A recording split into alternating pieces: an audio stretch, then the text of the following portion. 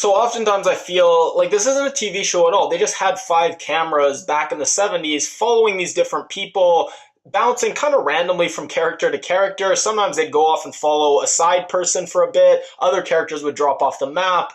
And when we do get character arcs, they're not easy, straightforward, and satisfying. We follow the character arc in the most roundabout and realistic way. So for example, Eileen, we see her wanting to break into this new industry, and rather than her just striding in with ease, we see her get her dreams dashed episode after episode, go on these awkward dates with this guy. It's very uncomfortable to watch. We see her get absolutely brutalized and beaten, and then finally, the end of episode 5, we see her, rather than striding through the front door of this industry on her own terms, have to crawl in through the basement. But that's realism. That's how a lot of people achieve their dreams. It's not easy. It's very tough, and it takes a lot of work. And by the way, this long shot we get of Eileen talking with Rodney on the street, by far my favorite sequence of the show yet. So much going on in that 2 to 3 minutes. Each character cycles between 2 or 3 different moods. The dynamics keep shifting. It was just great. And talk about this show just driving me crazy with introducing these characters that I love and just not giving them much screen time. And I get there's a lot of characters that I love, so it's hard. But Rodney, he's just brilliant. I wish about 1/3 of the screen time was devoted to him. He only gets a few minutes every episode. He got a lot in episode 5. I really liked his interactions with Larry too.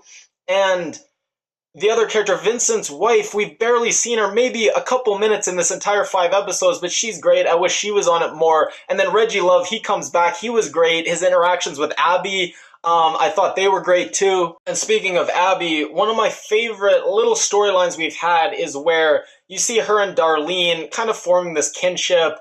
Abby sees Darlene trying to read and kind of thinks it's sweet, and it seems like she's, recognized some goodness and sweetness, so she's going to give the money so Darlene can go back home and get out of this life. But then the show's like, no, that's not what's going to happen at all. Darlene basically just punks Abby out of money and does something kind of horrible, bringing one of her young friends to get into this life with her. It just totally throws you for a loop. And the show, it's given hints that Darlene's not the sweetest and can have this dark side. And even Darlene gave hints to Abby herself. Abby's like, well, what happened with your mom or whatever? And Darlene's like, well, I played her too many times. So she even says this, that she's played people in the past, and yet Abby, she just can't really see this. Darlene's just a sweet girl who couldn't hurt a fly, and she gets totally played by her.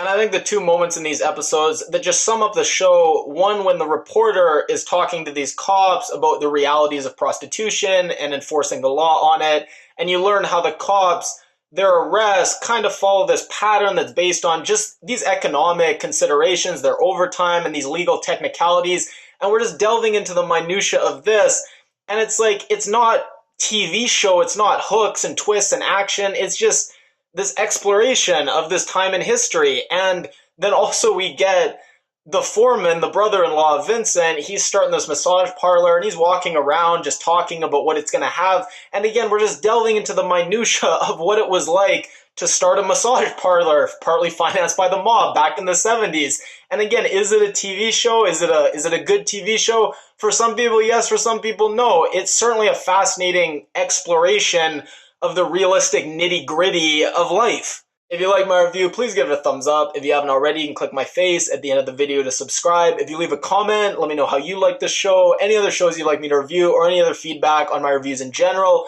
Leave a comment and I'll definitely read it and reply.